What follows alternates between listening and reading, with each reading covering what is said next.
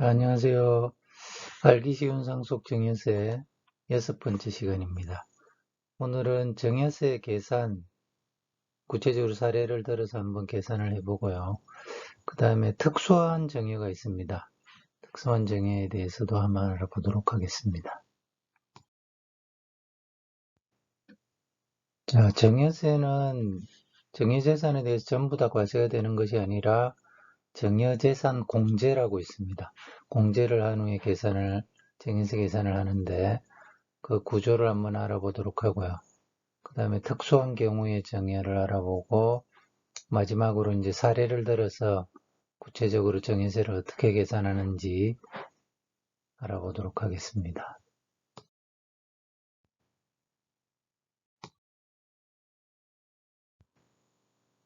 자, 모든 정의가 다 과세 대상인가? 원칙은 맞죠, 그죠? 그렇지만 일부 예외가 있습니다. 비과세되는 게 있습니다. 그 다음 부부간 정의가 타당한가? 이건 수업 시간에 제가 한번 말씀드렸죠, 그죠?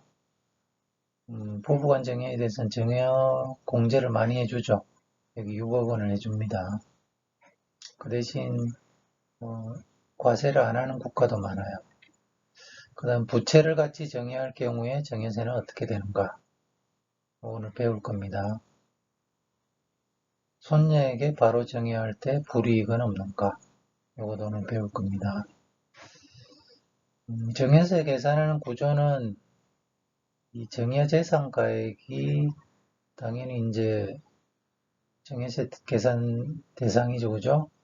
국내외 그 돌아가신 분이 우리나라 국민이면 국내외 모든 재산가액을 정여일 현재 돌아가신 분이 아니라 정여한 분이 정여일 현재 시가로 평가를 해가지고 시가가 없으면 보충적 평가 방법으로 평가를 합니다. 그 다음에 이제 거기 모든 정여재산가액에서 비과세되는 부분 있습니다. 사회통념상 피부양자의 생활비 나중에 배울 겁니다. 교육비, 혼수용품 이런 거는 정여세를 부과하지 않는다. 그 대신 이제 주식이나 부동산 매입 자금이라든지 부양 의무가 없는 할아버지 할머니가 손자한테 줬다. 그 생활비를 줬다. 교육비를 줬다. 그런 것은 인정되지 않습니다. 그 다음에 채무를 부담했다. 이 재산을 정여를 했는데 거기에 뭐 은행 차입금이 담보로 된 그 은행 차입금이 있더라. 그런 부분은 정여재산에서 빼주는 게 맞겠죠, 그죠? 그런 부분은 빼줍니다. 그 다음에 이제 10년 이내 정여받은 재산을 다 더하게 되어 있습니다. 10년 이내. 왜냐면 요거를 매년 조금씩 정여해가지고 정여세를 거의 내지 않는 그런 걸 막기 위해서 과거 동일 인으로부터 10년 이내에 정여받은 거는 합산을 하게 되어 있습니다. 아시겠죠? 그러면 이제 그게 정여세 과세 가격이 되고 여기서 공제를 해줍니다. 배우자인 경우에 6억 원, 직계존속인 경우에는 5천만 원, 직계비속인 경우에는 5천만 원, 기타 친족으로부터 받으면 1천만 원. 자, 여기 이제 직계존속으로부터 받을 때는 5천만 원 공제가 되지만 받는 사람이 만약 미성년자다, 그럼 2천만 원밖에 공제가 안 됩니다. 그리고 기타 다른 사람들은 공제가 없습니다. 감정평가 수수료는 500만 원까지 공제가 됩니다. 그 다음에 이제 그게 이제 과세 표준이 되고 거기다가 세율을 때리겠죠. 1억 원까지는 10%, 5억 원까지 20%, 그 다음에 10억 원까지 30%, 30억까지 40%, 30억 초과하면 50%입니다. 최대 50%로 과세가 됩니다. 여기 누진세율이죠, 그죠? 누진세율이란 말은 1억 원까지는 10억, 10%, 1억 원 초과하는 부분은 20% 이런 식입니다. 전부 다 20% 과세가 되는 게 아니라 1억 원까지는 10%, 5억 원까지는 20% 이런 식으로. 그 다음 이제 세대 생략 할증세액이라고 있는데 이게 이제 손녀에게 바로 정여를 할 때 수정자가 직계비속, 자녀가 아닌 직계비속한테 할 때는 발전과세를 한다. 30, 40%를 한다. 왜냐면 이게 이제 자기 아들, 딸한테 갔다가 손자, 손녀한테 가면 정액세 2번 내야 되잖아요. 그죠? 그렇지만 한 번만 내니까 이만큼 더 내라는 겁니다. 그 다음 세액공제가 있습니다. 3% 정도 세액공제를 해주고 있습니다. 여러분 여기서 뭐 세율이라든지 이런 걸 외울 필요는 없습니다. 다만 정여재산 공제가 얼마다 그 정도는 상식적으로 다 외워야 되겠죠. 그죠?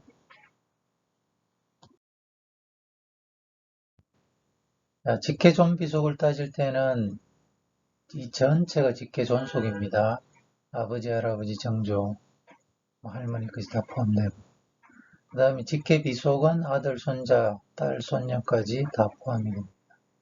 아시겠죠? 직계존속, 직계비속은 아까 5천만원 한도다. 그러면 이 직계존속에 해당하는 사람들한테 받은 거 모든 거 더해서 5천만원입니다. 그거 헷갈리시면 안 됩니다. 각자가 아니라 모두 더해서 5천만원. 직계비속도 마찬가지로 모두 더해서 5천만원입니다. 주는 사람 기준으로. 자, 정여재산 공제를 보겠습니다. 배우자는 6억 원이죠. 이때는 배우자는 법률혼 기준입니다. 그러니까 사실로는 배우자 공제가 되지 않는다. 그럼 사실상 이혼한 것으로 보지 않는 경우에는 뭐냐면 양도소득세는 보통 이제 1세대 1주택 판정을 할 때 이혼을 했더라도 사실상 이혼한 것으로 보지 않으면 1세대로 보거든요. 그렇지만 정여세 같은 경우는 그런 규정 자체가 없기 때문에 아마 사실상 이혼을 하면 같이 살더라도 이혼을 하고 같이 살더라도 법률상으로는 이혼이 됐기 때문에 배우자 공제를 받지 못할 걸로 생각이 됩니다. 그 다음에 직계존속. 직계존속은 5천만 원까지다. 만약에 미성년자가 받으면 2천만 원까지다. 직계비속이 직계존속한테 주면 5천만 원까지입니다. 그 다음에 그 밖에 친족. 6촌 이내 혈족입니다. 피가 섞인 거는 6촌 이내. 기타는 인척. 인척은 4촌 이내입니다. 자, 예를 들어서 장인, 장모다. 피는 안 섞였죠, 그죠? 그렇지만 배우자는 무촌이죠, 그죠? 배우자의 부모이기 때문에 1촌입니다. 장인, 장모는 1촌이다. 그래서 1,000만 원입니다. 마찬가지죠. 시아버지, 시어머니 1촌입니다. 1촌, 1,000만 원. 자, 직계존속에 계부, 계모도 포함하죠. 왜냐하면 법률혼 기준이니까. 그리고 직계비속에는 그 전 자식, 계부와 계모가 낳은 자식도 포함을 한다. 그 다음에 타인으로부터 정해받으면 공제액 제로입니다. 그죠? 이렇게 친척 관계가 있어야지 1,000만 원 공제가 됩니다. 타인은 제로다. 그럼 장인으로부터 받으면 자, 아까 말했죠. 장인하고는 직계존속이 아니라 여기 들어갑니다. 그 밖에 친족 1,000만 원입니다. 본인 여자가 아버지, 어머니, 시아버지, 시어머니로부터 각각 정해받았다. 정해재산 공제액은 얼마인가? 자, 아버지, 어머니로부터 받으면 직계존속이죠, 그죠? 합쳐서 5천만 원까지 됩니다, 그죠? 시아버지, 시어머니는 기타 친족으로 보니까 1,000만 원까지 됩니다. 그러니까 5천만 원, 1,000만 원 하면 6천만 원이 공제가 된다. 자, 여러분들 정해재산 공제액이 얼마 정도 되는지는 계산을 할 줄 알아야 됩니다. 정해세를 과세하는 방법인데요. 보통 이제 정해하는 사람, 정의하는 사람이 우리나라 거주자다 그러면 쉽게 생각해서 그냥 국민이라고 생각하시면 되겠습니다. 우리나라 거주자면 받는 사람에 관계없이 다 내야 됩니다. 증여세를 다 내야 됩니다. 다만 이제 국외재산이다. 받는 사람이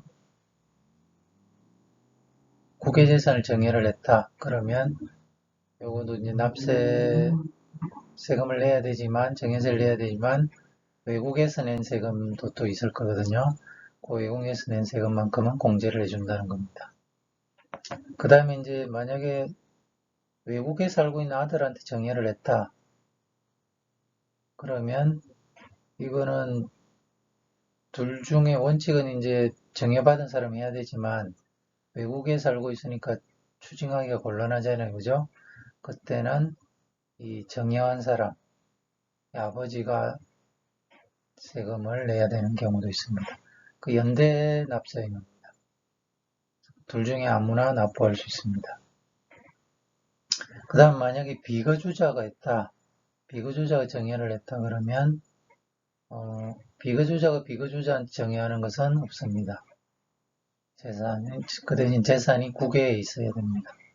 비거주자고 받는 사람도 비거주자 한국에 없고 국외에 있는 재산을 증여할 때 그때는 증여세가 없습니다.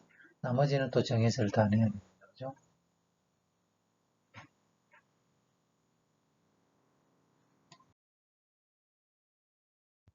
자, 증여 중에서 이제 과세를 안 하는 게 있는데 국가나 지방자치단체로부터 받은 거. 이거는 왜 그럴까요? 국가나 지방자치단체가 증여를 해줬는데 거기다 과세를 하면 그만큼 증여한 효과가 없어지겠죠. 어차피 세금으로 다시 국가에 들어갈 테니까 그 부분에 대해서는 그냥 과세를 안 한다는 겁니다. 정당이 받은 증여재산.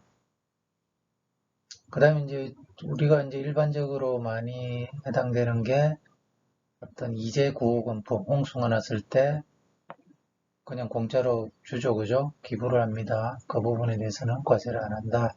치료비, 그 다음에 피부양자의 생활비, 교육비. 자, 이때는 이제 중요한 건 사회 통념상 인정되는 거죠. 이 금액이 엄청나게 크다 그러면 과세가 될 수 있습니다. 비록 이거라도.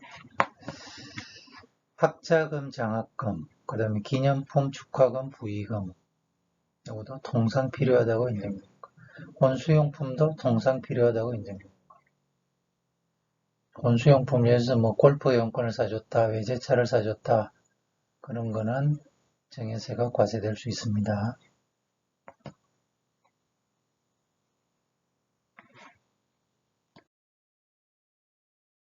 자, 증여 비과세 사례를 한번 보겠습니다. 대학생 자녀가 본인 명의로 이제 학자금 대출을 받아서 대학 졸업 후에 직장 생활을 하고 있으나 월급으로 생활비에 충당을 남은 돈으로 학자금 대출 상환하는데 어려움이 있다. 자, 졸업 후에 원래 이제 갚아야 되는데 본인이 좀 갚기 어렵다. 그래서 이제 부모 입장에서는 그 당시에 그 학자금 대주지 못해서 이제 미안해서 최근에 이제 경제 사정이 나아져서 자녀 대신에 학자금을 대신 상환해줬다. 이때 증여세가 과세되느냐? 자, 답은 이 증여세가 비과세되는 생활비라든지 교육비는 꼭 필요할 때 증여하는 재산이니까 이 경우에는 이미 학자금 납부 시기가 경과했잖아요. 이 학생이 대학생일 때는 부모가 주지를 못한 거죠.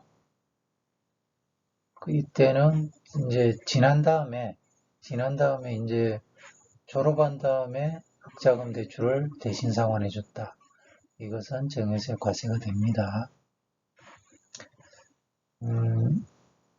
한바태 씨가 이제 결혼식을 올렸는데 친구 직장 동료들이 많이 와서 한 5천만 원의 축의금이 들어왔다. 아버지도 대기업 임원이라서 8천만 원 정도가 들어왔다. 그래서 부모님이 5천만 원의 결혼식 비용은 부모님이 직접 지급하고 이 축의금으로 들은 1억 3천은 전부 다 아들 통장으로 이체를 했다. 그 정해세가 과세가 되느냐 안 되느냐.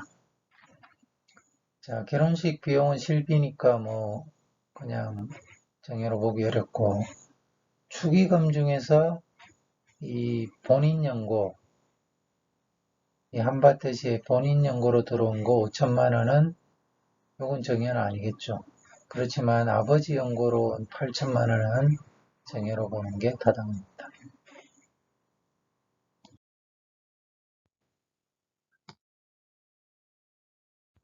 그다음에 이제 부담부 정해라는 게 있는데요. 부채를 부담하는 정해입니다. 정해할 때 관련 부채도 함께 넘긴다. 예를 들어서 전세보증금이라든지 주택담보대출도 같이 넘긴다.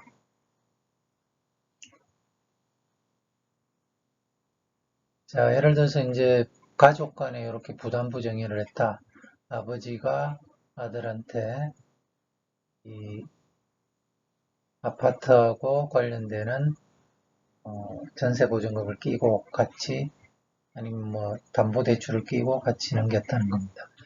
이랬을 때 수정자, 아들 입장에서는 정해재산 시가에서 입증된 채무인수액을 차감한 금액에 대해서 정해세를 냅니다. 그 말은 뭐냐면 부채만큼은 빼준다는 거죠.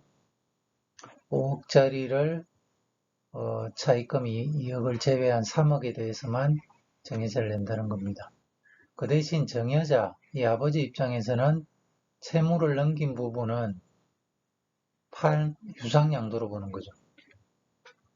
왜냐하면 자기가 갚아야 될 돈을 아들한테 채무를 넘긴 거잖아요. 그죠?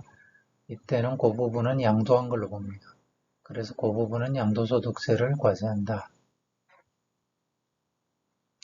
부담부 정해를 하면 당연히 이제 정해세는 줄어들겠죠. 그죠? 부채만큼 빼주니까.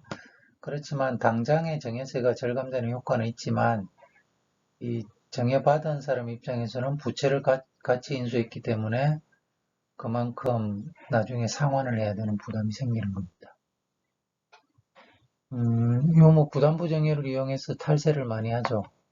그 아들한테 3억 원만 정해세를 내고 3억 원에 해당하는 부분은 정해세를 내는데, 실제로 부채를 아들이 상환한 게 아니라 아버지가 대신 상환을 합니다. 이렇게 되면 이 2억에 대해서는 정해세를 안 내고 넘긴 게 되기 때문에 이런 부분은 탈세를 많이 합니다. 그렇지만 요즘 이런 건 대부분이 걸리죠, 그죠?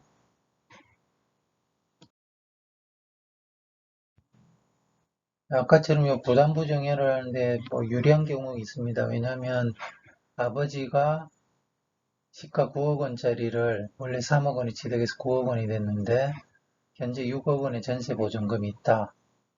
그 아들에게 이제 정해를 했다 가정을 하면 단순 정해를 하면 9억 원짜리를 정해를 했으니까 5천만 원만 공제되겠죠, 그죠? 그럼 8억 5천에 대해서 정해세 계산해 보면 거의 2억 가까이 나옵니다. 그렇지만 이 전세 보증금을 끼고 6억 원의 전세 보증금을 끼고 정해를 하면 부담부 정해죠. 그럼 아들 입장에서는 요 9억에서 정해선 공제 5천만 원하고 6억 원을 빼면 2억 5천에 대해서만 정해세를 냅니다. 그래서 정해세 4천만 원이고, 아버지 입장에서는 그 넘긴 부분, 채무 넘긴 부분 6억 원에 대해서는 양도소득세 내야 된다 그랬죠. 그죠? 그렇지만 만약에 1세대 1주택자다. 그러면 양도소득세 비과세가 되기 때문에 이 세금을 안 내도 됩니다. 그래서 결국에는 거의 2억 원을 내야 되는 정해세를 4천만 원만 내는 상당히 절감을 할 수 있는 거죠.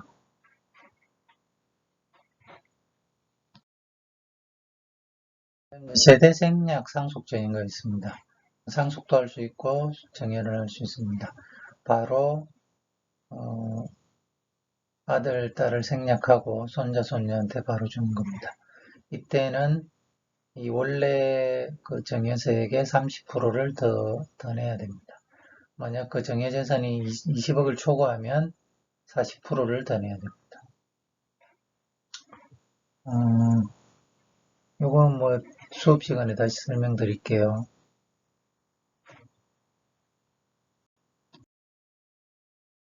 생략 정여세를 한번 계산을 해보면 원칙 할아버지가 손자한테 이렇게 바로 세대 생략하고 넘기면 5억원짜리를 넘겼다. 그럼 4억 5천이죠, 그죠?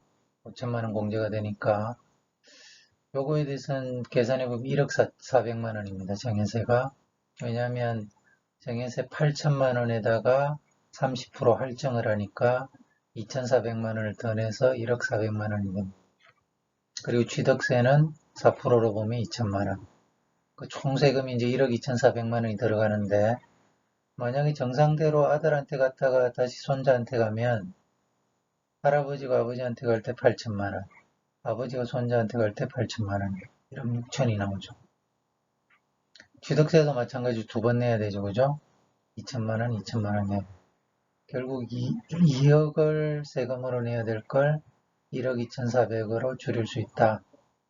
그러니까 이렇게 정해세를 할증과세하더라도 1억 6천을 1억 4백만 원으로 줄일 수 있다는 겁니다. 그래서 이제 요 할증과세를 더 하자, 뭐 50%로 더 높이자, 뭐 이런 주장도 있습니다. 이제 대습상속이라는 개념이 있는데요. 요거는 뭐냐면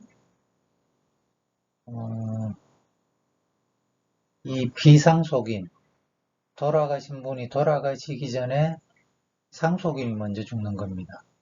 아시겠죠? 그러니까 할아버지가 돌아가시기 전에 이 아버지가 먼저 돌아가시면 결국 상속받을 수 있는 사람은 자녀가 3명이라 그러면 이 원래 아버지는 3분의 1을 상속받을 수 있죠. 그죠? 그런데 돌아가셨기 때문에 이 배우자하고 아들이 손자죠. 손자가 대섭 상속을 하게 됩니다. 이 아버지를 대신해서 상속을 하게 됩니다.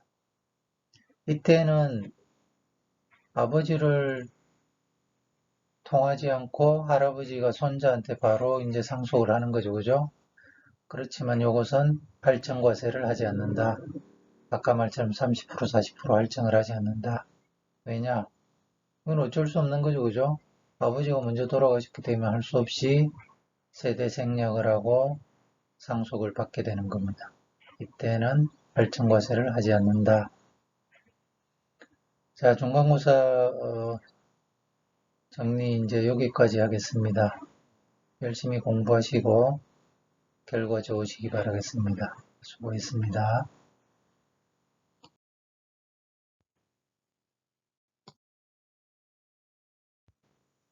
자, 정해재산가액에다 이 비과세, 이 사회통념상 인정되는 생활비라든지 교육비 그런 거 제외한다 그랬죠. 그 다음 채무 인수액, 이거는 부담부 채권이라고 그랬습니다. 정해재산에 담보된 채무액은 해줍니다. 그 다음에 이제 동일인으로부터 10년 이내 정해배당 재산이 1,000만 원 이상이다. 그럼 그거는 다시 가산을 합니다. 그러니까 예를 들어 직계존속으로부터 부모님으로부터 10년 이내 정해받은 걸 모두 합산을 합니다. 거기서 이제 공제를 하죠. 배우자 6억, 직계존속 5억, 직계비속 5억 이런 식으로 기타 친족은 1,000만 원입니다. 감정평가 수수료도 공제를 해주고 과세 표준이 나오면 아까 이야기한 세율 10%에서 50%까지 곱해서 산출세액이 나옵니다. 할증세액은 이야기했고요. 지금 신고세액 공제는 3%를 해주고 있습니다.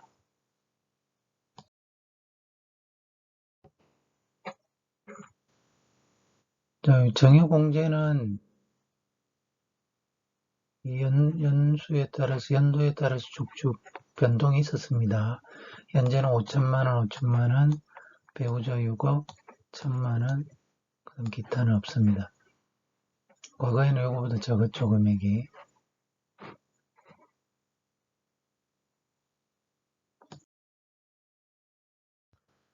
자, 정해세 과세 표준을 한번 구해보겠습니다. 정해세까지는 아니고 정해세 과세 표준이다.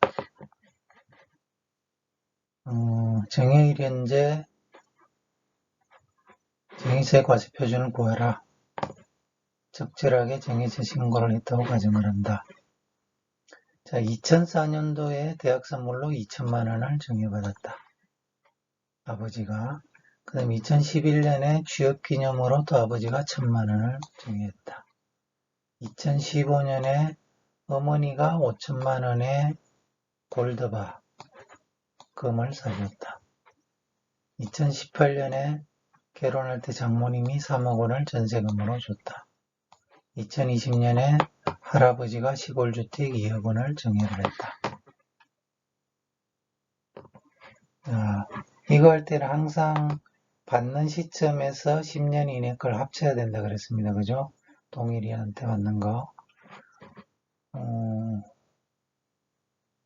2011년 기준으로 했을 때는 이거 합쳐야 되겠죠. 그죠? 2015년 기준 했을 때는 요거는 제외됩니다. 그죠? 10년 지났으니까. 2018년일 때는 요거 다 합쳐야 되겠죠. 그죠? 2020년일 때는 역시 다 합쳐야 됩니다. 한번 계산을 해보겠습니다.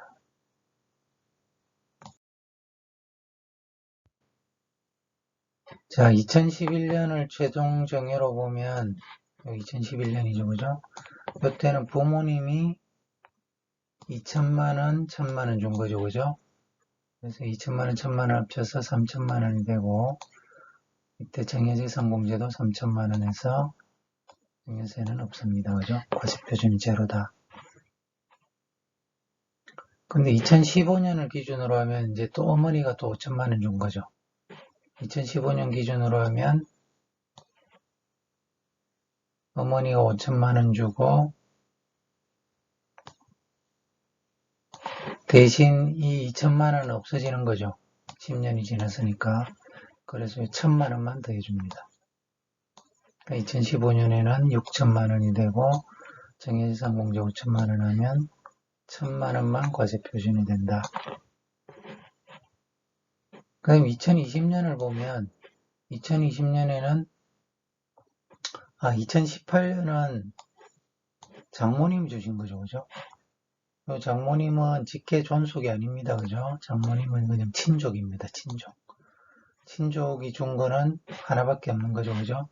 그래서 3억 원에서 1,000만 원 빼면 2억 9천이 과세표준이다. 2020년에 받은 걸 기준으로 하면 이건 이제 직계 존속으로부터 할아버지는 직계 존속이죠. 그죠? 그러면 할아버지로부터 2억을 받고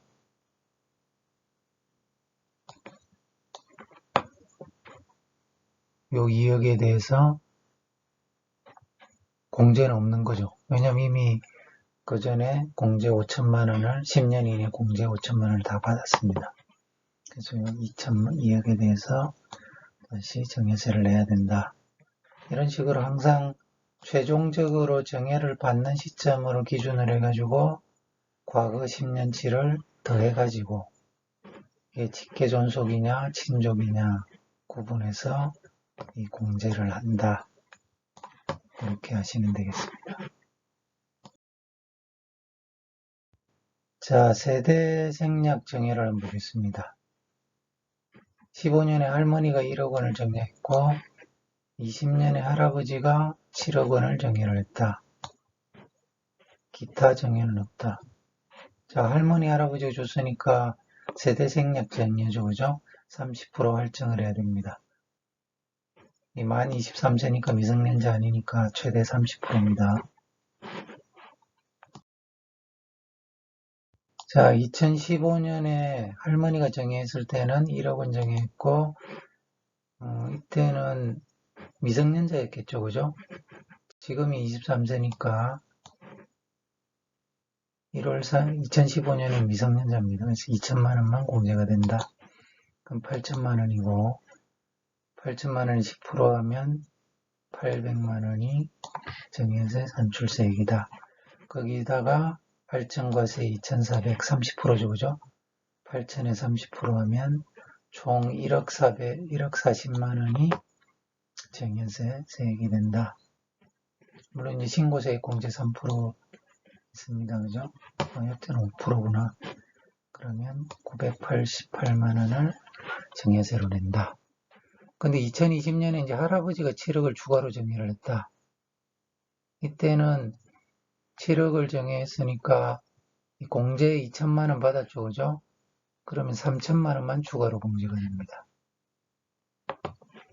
그래서 결국 두 개를 합치면 10년 이내 걸 모두 합치면 직계존속이기 때문에 모두 합쳐야 됩니다. 그죠?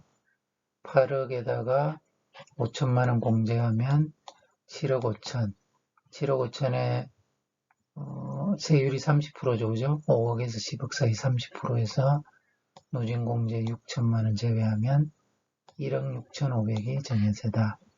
거기다 30% 할증을 하면 2억 1,450만 원이다. 그리고 10년 이내에 낸 요 1억 4백은 공제를 해줍니다. 거기 또 신고세 공제 3%를 해줍니다. 그래서 이렇게 나온다. 이 정해세 계산도 사실은 쉽지는 않죠. 항상 요 최종 정해받은 시점에서 10년 이내 걸 다 더하고 옛날에 냈던 것을 공제해주고 이런 식으로 합니다.